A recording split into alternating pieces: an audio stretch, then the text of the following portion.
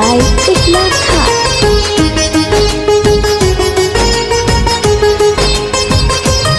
देखिए भैया, हम गायक अनुज बेदर्दी आज महंगाई के देखते हुए रउआ सब के बीच में गीत के माध्यम से बतावल चाहतानी। आज इतना महंगाई बढ़ गई बाटे कि देश के सभी जनता परेशान बारे। और जौन गीत के लिखले बारे हमारे गुडू जी और जरा संगीत से सजले बारे हमारे 1 लाख भैया।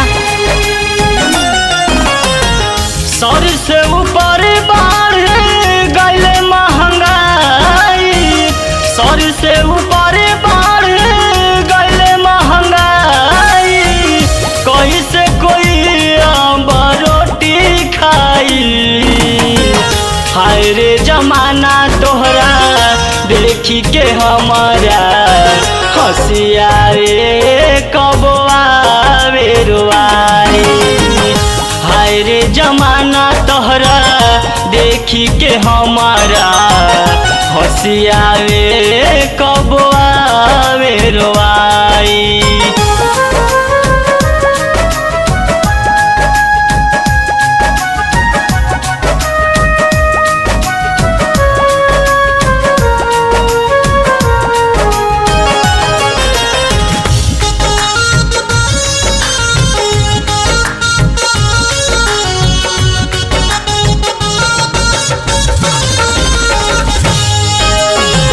अब केहू देवे नहीं पैसा उधार हो, के करा भी करी जाके हम गुहार हो।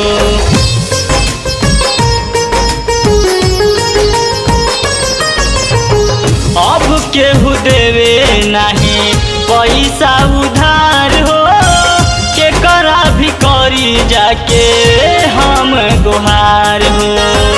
गैस डीजल कैसे कर जुगाड़ हो, भल पेट्रोल भी 100 के पार हो। बबुओ भी दिल्ली से घर आई।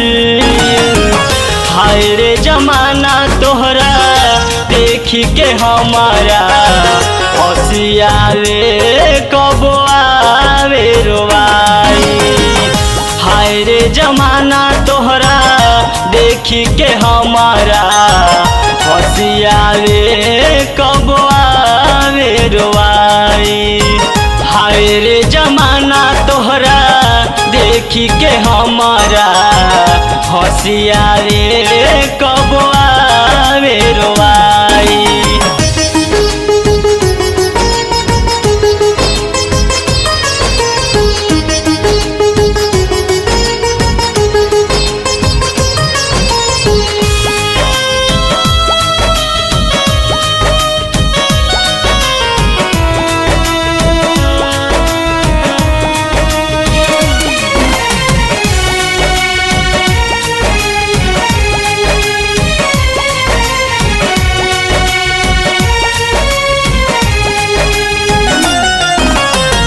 आगे का होई मना एकरा से डरे, होके मजबूर गरीबवा का करे।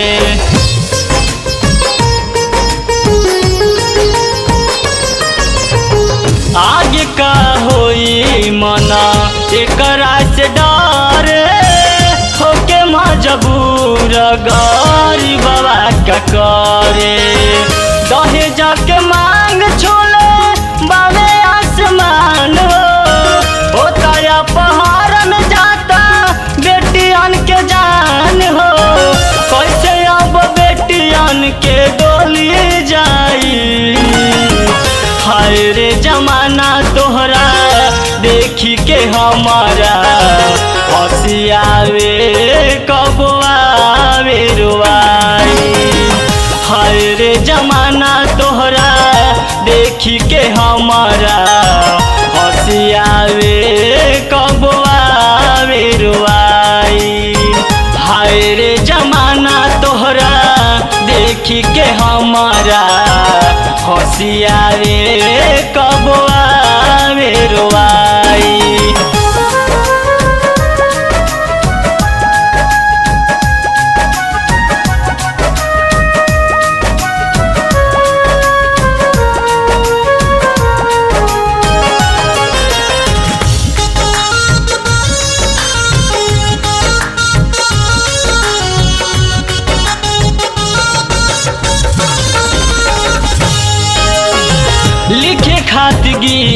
गुडू भैले मजबूर हो, कैले महंगाई देख अपनों से दूर हो।